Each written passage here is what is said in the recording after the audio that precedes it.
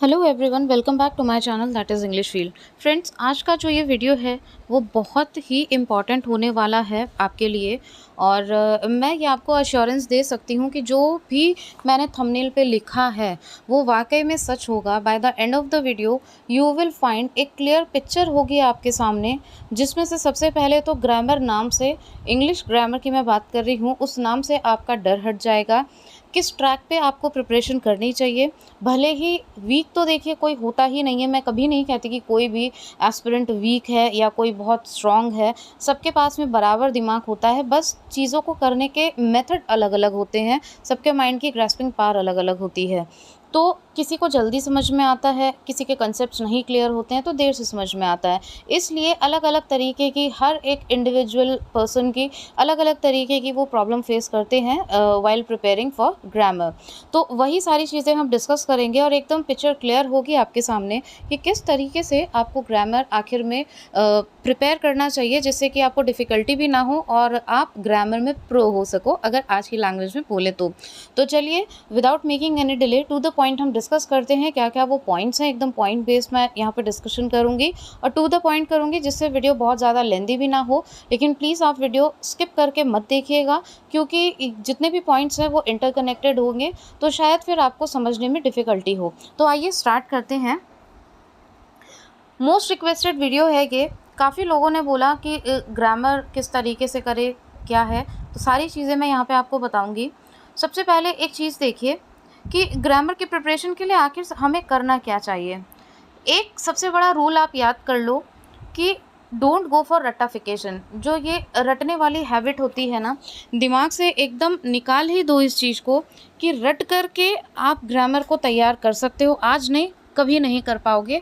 आपने काफ़ी बार ये ट्राई भी किया होगा, कई सारे मेरे पास में कमेंट आते भी हैं कि हम रूल को रटते हैं, याद करते हैं कि इसमें क्या था, उसमें क्या था, ये वाला रूल कैसे था, वो वाला रूल कैसे था। लेकिन जब हम क्वेश्चंस सॉल्व करते हैं तो वो रूल्स हमारे सामने नहीं रहते। उसका रीज़न है कि आपने रटा है, ना कि उसको समझा है। रटने पे आपने फोकस ज़्यादा दिया है। ठीक है, अब बात करते हैं कि try to learn concept not rules. तो करना क्या है, आपको कंसेप्ट समझना है। लर्न करने का मतलब कंसेप्ट जब आप समझ लोगे तो वो खुद ब खुद आपको याद रहेगा। और तब जब आपके सामने क्वेश्चंस आएंगे तो आपको कोई रूल रिमाइंड नहीं करना पड़ेगा कि वो रूल ऐसे था तो ये अप्लाई करेंगे तो ये होगा, और ना ही आपका ब्रेन तब ये कहेगा कि हमने ये रूल पढ़ा था, ये हमारे दिमाग से निकल गया, लगता है हमें अच्छे से याद नहीं हुआ। और अगर आपने उसके कंसेप्ट को, उसकी जड़ को समझा हो, तो फिर आपको ये चीज़ कभी लगेगी ही नहीं कि हमें ठीक से याद नहीं हुआ। क्यों? क्योंकि हमें चीज़ों का कंसेप्ट समझ में आना चाहिए। जैसे कहते हैं ना कि आजकल आपने काफ़ी सुना होगा, स्कूल्स में भी सुना होगा कि practical knowledge is very important. क्यों? बुक में क्या नॉलेज नहीं दी रहती, या बुक में लिखा नहीं होता, या टीचर्स पढ़ाते नहीं हैं? क्यों बच्चों को बाहर लेकर के जाते हैं और प्रैक्टिकल नॉलेज पे अब ज़्यादा एम्फसाइज़ किया जा रहा है और उनको बेस्ट स्कूल्स का नाम दिया जाता है।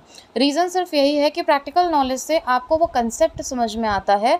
फॉर एग्जांपल मान लीजिए एक फोटोसिंथेसिस का ही टॉपिक ले लेते हैं, तो बच्चे जब प्लांट्स को देखेंगे, सारी चीज़ें वहाँ टीचर एक्सप्लेन करेगा तो वो ज़्यादा समझ में आती है। और फिर जब वो लाइन टू लाइन उसको पढ़ते हैं तो उन्हें समझ में आता है कि अच्छा ऑलरेडी हम इसके कंसेप्ट को देख चुके हैं, तो ये चीज़ उस कंसेप्ट से बनी है, ना कि किसी कुछ लाइनें रटने के लिए बनी है। राइट।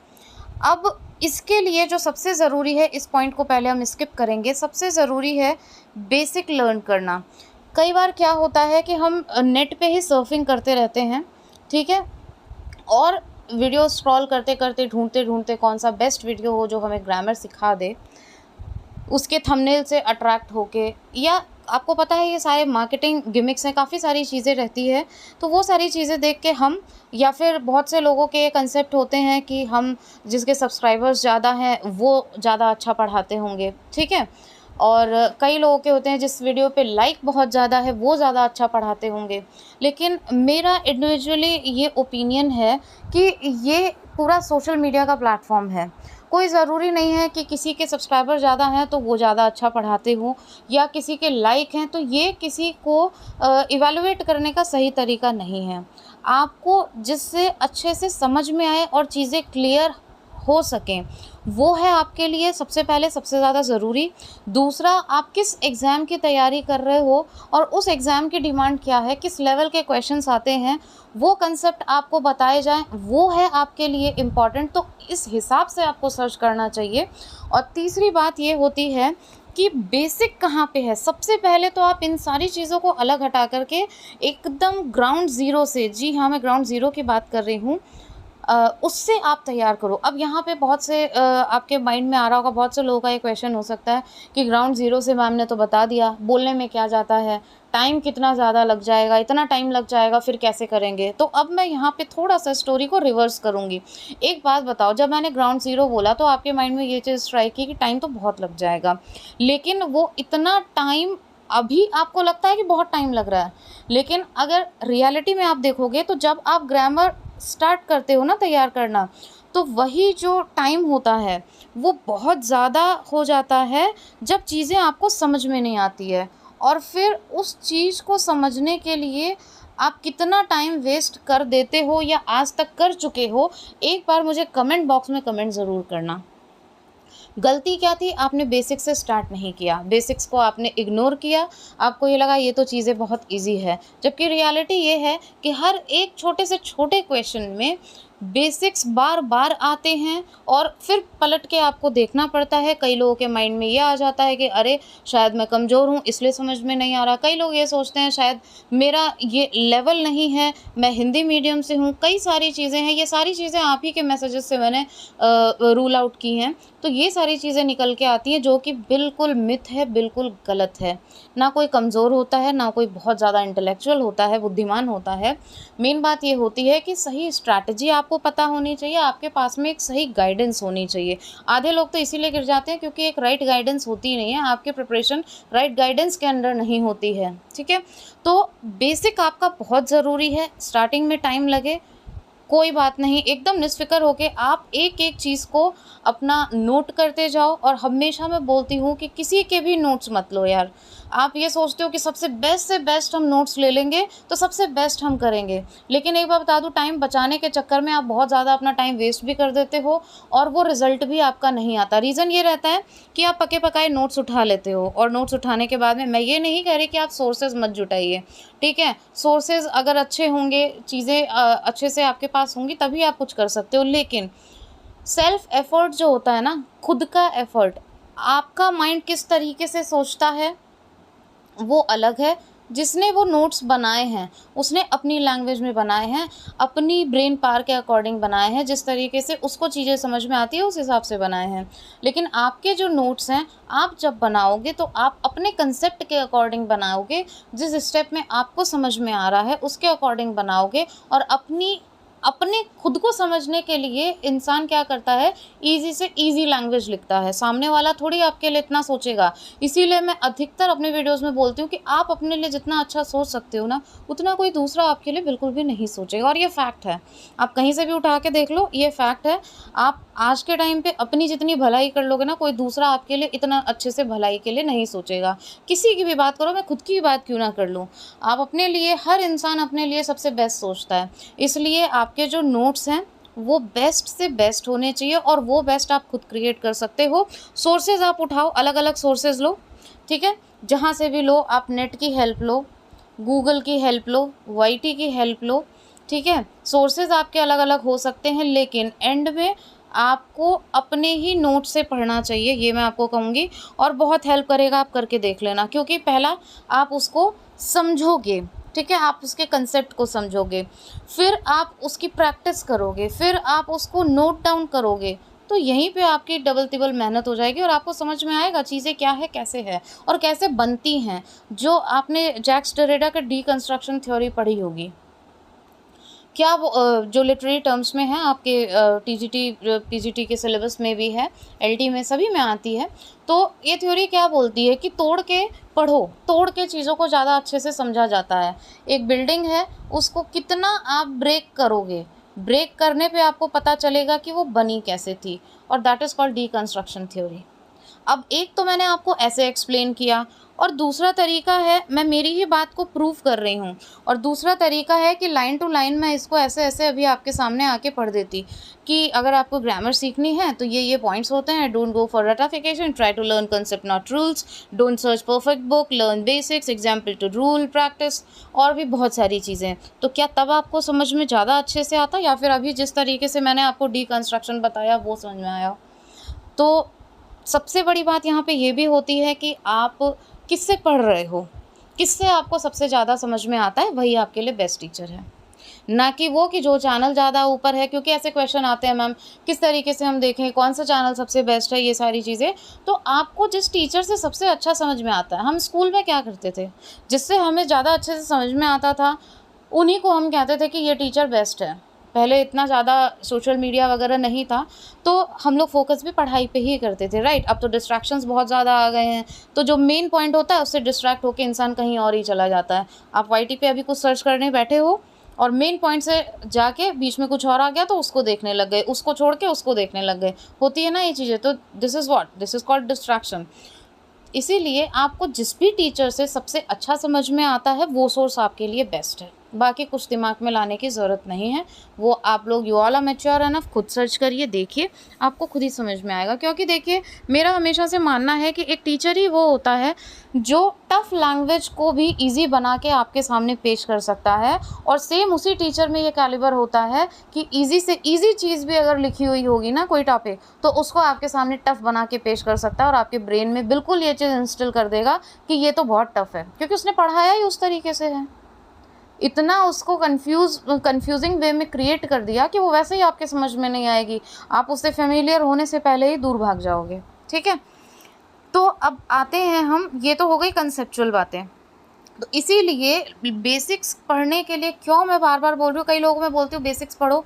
व्हाट्सएप पे बहुत सारे लोग जब कुछ क्वेश्चन बोलते हैं या कुछ डिस्कशन करते हैं, तो हमेशा मैं बोलती हूँ बेसिक्स पढ़िए। तो बोलते हैं मैम टाइम बहुत वेस्ट हो जाएगा बेसिक्स पढ़ेंगे तो, अब हम ज़ीरो से स्टार्ट करेंगे तो कब हम पूरा करेंगे। भाई अगर आप ज़ीरो से अभी स्टार्ट नहीं करोगे तो कभी पूरा हो ही नहीं पाएगा, क्योंकि पूरी ग्रामर सारी चीज़ें जो अभी मैं यहाँ पे टीजीटी पीजीटी की ही बात करूँगी, वैसे तो ये हर एग्ज़ाम में लागू होती है ये चीज़, चाहे आप किसी भी एग्ज़ाम की प्रिपरेशन कर रहे हो, इंग्लिश ग्रामर तो आती ही आती है। लेकिन एम्फोसिस मेरा जो है वो अभी आपका टीजीटी पीजीटी एलटी केवीएस इन सब पे रहेगा। तो इन सब में जो पूछा जाता है ना, उसमें आपका बेसिक बहुत ज़रूरी है। दूसरी बात, जब भी आप पढ़ने बैठो तो डायरेक्टली रूल्स मत पढ़ो। मोस्टली क्या करते हैं, चलिए 100 रूल्स वाला वीडियो देख लिया, अब हमारी ग्रामर पूरी हो जाएगी। नहीं, आपने पहले बेसिक्स किए, छोटे छोटे क्रंच जो होते हैं वो लो। जैसे ट्रांजिटिव वर्ब क्या होती है, इनट्रांजिटिव वर्ब क्या होती है, ये क्वेश्चन ज़रूर आता है आपके एग्जाम में, आपको पता भी है ये क्वेश्चन आएगा, लेकिन बहुत से लोग उसको मतलब नहीं कर पाते हैं, गलत हो जाता है क्योंकि कंसेप्ट क्लियर नहीं है, ठीक है। तो क्वेश्चंस, प्रैक्टिस सीरीज, इन सबको लगाने से डायरेक्टली कुछ नहीं होने वाला है। पहले आप बेसिक क्लियर करो अपना। इसके लिए पहले आप ये पहचानो कि ऑब्जेक्ट क्या है। अब ऑब्जेक्ट रट लिया, ये ऑब्जेक्ट रटो मत, पता लगाओ कैसे ऑब्जेक्ट पता करते हैं। दिमाग से निकल जाए तब भी पता रहे, उस सेंटेंस से ही आप पता लगा लो कि ऑब्जेक्ट कैसे पता कैसे करते हैं, उसका तरीका क्या है। उसका बहुत ही ईजी मेथड है, ऑलरेडी मैंने वीडियो डाला हुआ है मेरे ही चैनल पे, और अगर आप रिक्वेस्ट करोगे तो मैं फिर से इन चीज़ों को रिवाइज़ करा दूँगी। लेकिन क्रंच में पढ़ो। क्रंच का मतलब जानते हो, जैसे एक चिप्स का पैकेट है, एक चिप्स अभी खाई, एक थोड़ी देर बाद खाई, फिर थोड़ी देर बाद खाई, उससे आपको टेस्ट भी समझ में आया, आपकी जो हंगर है वो भी सेटिस्फाई हो रही है। तो इस तरीके से पढ़ो जिससे चीज़ें आपको बर्डन भी ना लगे, कंसेप्ट भी पूरी तरीके से क्लियर हो। एक साथ आप सोचते हो कि सारे टॉपिक अगर हम क्लियर कर लें या आज ही सारा पढ़ के चले जाएँ, तो वो चीज़ गलत है, वो तरीका ही गलत होता है पढ़ने का, तो हमें बर्डनसम लगने लग जाती है हर चीज़। तो पहले बेसिक क्लियर करो। अब एग्जाम्पल टू रूल जाओ, कभी भी रूल पे मत जाओ, क्योंकि अगर आप रूल पे जाओगे तो रटने की कोशिश करोगे, कहीं ना कहीं वो चीज़ें आपको टफ भी लगेगी। अब फिर अगर टीचर बहुत इजी तरीके से पढ़ा रहा है तो बहुत अच्छी बात है, लेकिन अगर वो चीज़ें लाइन बाय लाइन पढ़ी जा रही हैं, ये क्वेश्चन है, क्वेश्चन नंबर 1, ये फला फला क्वेश्चन हो गया, इसका आंसर ये है, अब ये आंसर क्या हुआ, इसका रूल ये है, ये वाला रूल आपको आता होगा, ये आंसर हो गया। ये मेथड अपनाओगे तो लाइफ में कभी भी आपको ग्रामर इजी तो लगना दूर है, उसके पास भी नहीं भटकोगे, आप हमेशा उससे दूर भागोगे। और ये ह्यूमन टेंडेंसी होती है, जो टॉपिक हमें इजी लगता है उसको हम बार बार पढ़ना चाहते हैं, बट जो टॉपिक हमें टफ लगता है उससे हम बहुत दूरी बना लेते हैं, और सबसे बड़ी गलती हमारी यही होती है।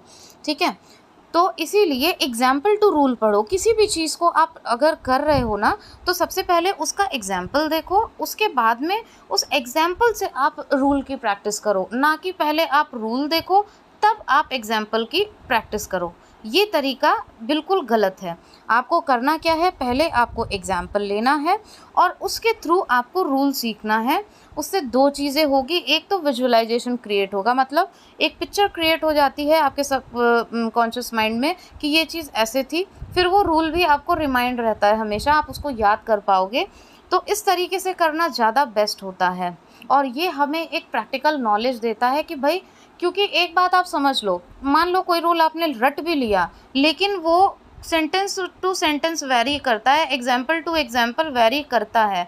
वेरी मतलब कि मान लो एग्जाम्पल नंबर 1 में वो किसी और तरीके से काम कर रहा है, लेकिन एग्जाम्पल नंबर 2 में वो किसी और तरीके से काम कर रहा है, तब आपका रूल भी फेल हो जाता है कि अरे ये कैसे हो गया, रूल तो हमने कुछ और पढ़ा था लेकिन यहाँ तो कुछ और हो रहा है। ठीक है, तो यहाँ पे फिर आपको फिर से बेसिक की ज़रूरत पड़ती है। इसीलिए मैं बार बार बोल रही हूँ कि पहले बेसिक को क्रंचेस में सॉल्व करो। तो आपको पढ़ना है एग्जाम्पल टू रूल, तो ये गलती आप कभी मत करना। अब बात आती है जब ये चीज़ें आप कर लो तो प्रैक्टिस की, ये कभी मत सोचना कि आपने बहुत सारी रूल्स पढ़ लिए, बहुत सारे वीडियोस देख लिए, किसी के नोट्स मंगा लिए बेस्ट से बेस्ट, और आपने उन नोट्स को रट लिया, पढ़ लिया। कभी कुछ भी नहीं होने वाला जब तक आप प्रैक्टिस नहीं करोगे। और कोशिश करो कि पहले ईज़ी कोई बुक्स लो आप। मैंने देखा है बहुत सारी बुक्स सजेशन में आ जाती है और आप लोग उनको लेकर बैठ जाते हो, और फिर आपके मन में ये चीज़ घर कर जाती है कि कहीं ना कहीं हमारी तैयारी अच्छी नहीं है और इसीलिए हम ये चीज़ें नहीं कर पाते हैं, नहीं कर पाएंगे। लेकिन मैं अभी आपको इस वीडियो में टिप्स पे गिना सकती हूँ कि कौन कौन से क्वेश्चन आपके आएंगे ही आएंगे ग्रामर में, और किस तरीके से आएंगे, और उस पर आपके फुल ऑन मार्क्स मिलते हैं आपको। ठीक है, सब पे आपको फुल मार्क्स मिल सकते हैं अगर आप चाहो। छोटे छोटे कॉन्सेप्ट्स अगर आप लर्न कर लो, प्रैक्टिस कर लो, तो practice is very important. Initial level से स्टार्ट करो, फिर से मैं कहूँगी इजी टू हाई जाओ। ठीक है, प्रैक्टिस भी आपको कैसी करनी है, ऐसा नहीं है कि पहले ही बहुत भारी भरकम बुक उठा ली और फिर होपलेस हो गए, कर नहीं पाए। पहले ईजी, उसके बाद में धीरे धीरे धीरे धीरे इसको आप ऊपर बढ़ाते जाओ, लेवल अपना इंक्रीज़ करते जाओ, चीज़ें आपको खुद ब खुद समझ में आ जाएगी।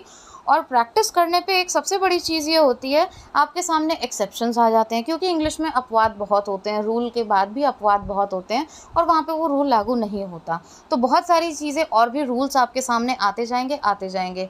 इसलिए सिर्फ़ और सिर्फ रूल को रट लेना, अपने पास रख लेना, उसके नोट्स मंगा लेना, या कोई कह दे कि हाँ ये इतना कर लो और इतने में आपका हो जाएगा, तो ये सबसे बड़ी बेवकूफ़ी होती है। आप किसी भी गवर्नमेंट एग्ज़ाम की तैयारी कर रहे हो, जब तक आप अपने खुद के एफ़र्ट नहीं लगाओगे ना, तो दूसरे के एफ़र्ट से आपका कुछ नहीं होना है। और सबसे बड़ी बात, किसी को भी कॉपी करना बंद कर दो। बहुत से उसमें आते हैं, मैम उसने ऐसे कहा था, उसने ऐसे तैयारी करी थी। ठीक है, आप स्ट्रैटेजी का आइडिया लो, लेकिन स्ट्रैटेजी अपनी खुद की क्रिएट करो। आप आइडिया लो लेकिन खुद के लिए काम करो और खुद से करो। और यकीन मानिए, जब आप खुद से करने लग जाओगे ना चीज़ों को, तो आपको दूसरे की इतनी ज़रूरत ही फील नहीं होगी। क्यों? क्योंकि जब तक हम दूसरे पे डिपेंड रहते हैं तो हमें लगता है आज ये नंबर 1 बहुत अच्छा है, फिर कल दिन को कुछ और आ गया तो नंबर 2 हमारे लिए बेस्ट हो गया, फिर कल दिन को देखा कुछ और तो नंबर 3 हमारे लिए बेस्ट हो गया। लेकिन जब आपको ये विश्वास हो जाएगा कि अरे मैं तो खुद करने के लायक हूँ, आई हैव दैट कैलिबर, ठीक है, मैं इतना प्रोफिशिएंट हूँ कि मैं सब कुछ कर सकता हूँ या कर सकती हूँ, तो आप ये 1 2 3 के चक्कर में नहीं पड़ोगे। फिर कभी भी कोई आपको कभी डिस्ट्रैक्ट नहीं कर पाएगा, क्योंकि ये भरोसा आपका खुद का है, और खुद से कभी चीट थोड़ी करोगे आप। ठीक है, तो ये सारी चीज़ें होती है, इसलिए practice is very important. Grammar is just like mathematics.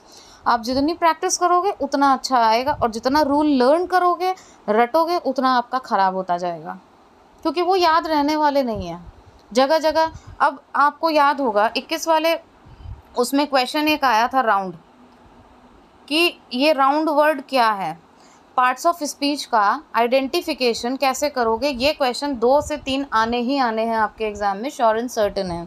ठीक है, अब यही राउंड कहीं पे नाउन का काम कर रहा है, कहीं ये एडजेक्टिव बन रहा है, कहीं ये वर्ब बन रहा है, कहीं ये कुछ और बन रहा है। तो ये कैसे बन रहा है? ठीक है, एक ही वर्ड को लेके घुमा के क्वेश्चन पूछा गया था। If your concepts are clear तो बहुत इजी होगा आपके लिए, वरना वही चीज़ आपके लिए बहुत टफ हो जाएगी। अब बताना अपना एक्सपीरियंस मुझे कमेंट बॉक्स में, जिससे समझ में आए कि जो मैंने चीज़ें आपको बताई है, what ever I am sharing with you, वो आपके लिए कितनी रेलिवेंट रही। तो यही एक मात्र तरीका है इसको तैयार करने का। ऐसे ही टेंस बहुत लोग प्रिपेयर करते हैं, टेंस के भी आपको क्वेश्चंस लगाने चाहिए, जो एक्सरसाइजेज होती हैं वो आपको प्रैक्टिस करनी चाहिए। उससे क्या है, टेंस और भी क्लियर हो जाता है। और टेंस को कभी भी ऐसे फॉर्मूला बेस नहीं पढ़ना चाहिए, वर्ब की first form plus subject plus object, ये इस तरीके से कभी भी रूल्स को नहीं पढ़ना चाहिए। मुझे पता है, अब ये मत बोलना कि मैम आपने फॉर्मेट ही गलत लिखा था। ये मैंने एक एग्जांपल दिया है आपको कि पहले ये आएगा फिर ये आएगा फिर ये आएगा, तो ये रटाफिकेशन मत करो कभी भी। यहाँ पे वर्ब की फर्स्ट फॉर्म आएगी। अब बहुत से लोग हैं, जैसे डिड है, तो डिड पता है पास्ट को शो करता है, लेकिन डिड के साथ वर्ब की कौन सी फॉर्म आती है, वो सब उसके साथ में सेकेंड फॉर्म लगा देते हैं, लेकिन हमेशा फर्स्ट फॉर्म आती है। ठीक है, तो ये चीज़ें आपको पता होनी चाहिए। तो यही कॉन्सेप्ट्स होते हैं छोटे छोटे, और प्रैक्टिस से ये कंसेप्ट आपके और भी साउंड होते जाते हैं।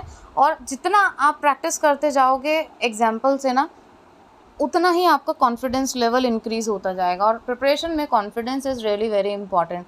अगर आपको अपने ऊपर कॉन्फिडेंस है कि हाँ ये चीज़ मैं कर ले जाऊँगी, भले से टाइम लग रहा है तो, और अभी भी टाइम है आपके पास में। अगर हम टीजीटी पीजीटी की बात करें, या फिर आपकी टीजीटी पीजीटी या फिर एलटी की भी बात करें, तो still you have time. GIC की भी वैकेंसी आएगी, मैं टाइम टू टाइम बताती रहती हूँ, लेकिन डेली वीडियो नहीं अपलोड करती हूँ, क्योंकि ये बस एक परेशान करने वाली बात हो जाएगी अगर डेली मैं कुछ ना कुछ आपको बताऊँ इसके बारे में। जब आएगी तो पता चलेगा ही। तो बहुत टाइम है आपके पास, अभी भी बेसिक से स्टार्ट करो, और उसके बाद आप बताओ बाकी wherever you are facing problem. So always you can comment in comment box. मैं पूरी कोशिश करती हूँ कि मैं आपके कमेंट्स का रिप्लाई भी दूँ, और बहुत सारे कमेंट्स को एक ही वीडियो में इंक्लूड करके उसका सल्यूशन भी देने की मेरी कोशिश रहती है। तो यही एकमात्र तरीका होता है। अब बुक्स की आप बात करोगे, तो अगर बुक्स का आपको वीडियो चाहिए तो मैं अलग से बता दूंगी आपको कि पहले कौन से लेवल की आपको तैयार करनी चाहिए, फिर कौन सी करनी चाहिए, और फिर हाई लेवल पे कौन सी करनी चाहिए, जो कि आपके एग्ज़ाम को क्लियर करने के लिए बेनिफिशियल हो। ऐसा थोड़ी है कि आप किसी और एग्ज़ाम की तैयारी का लेवल कुछ और है भाई। सब्जेक्ट सेम है, ग्रामर सेम है, लेकिन इतना हाई लेवल पे जाने की आपको ज़रूरत नहीं है। आपको विद्वान बनना है या फिर आपको एग्ज़ाम क्रैक करना है। ये बात हर चीज़ पे लागू होती है। ये बात आपके ग्रामर पे भी लागू होती है, ये बात आपकी लिटरेचर पे भी लागू होती है। ऐसे पढ़ने को तो बहुत से लोगों ने, आपने देखा होगा बताया होगा कि हिस्ट्री ऑफ इंग्लिश लिटरेचर पढ़ लो, ये आ जाएगा ये आ जाएगा ये आ जाएगा, लेकिन कोई सेंस नहीं होता उसका। ठीक है, तो उसी हिसाब से मैं आपको बता रही हूँ कि जो जो वाइटल पॉइंट्स है वही आपको करने होते हैं। आपको तैयारी आपके एग्ज़ाम के डिमांड के हिसाब से करनी होती है। आई होप ये वीडियो आपके लिए बेनिफिशियल रहा होगा। और बाकी फिर भी अगर आपको कुछ पूछना हो तो you can comment in comment box. Thank you so much for watching and giving your support. And from tomorrow we are going to practice for some topic of grammar, तो उसको आप ज़रूर ज्वाइन करना। Thank you.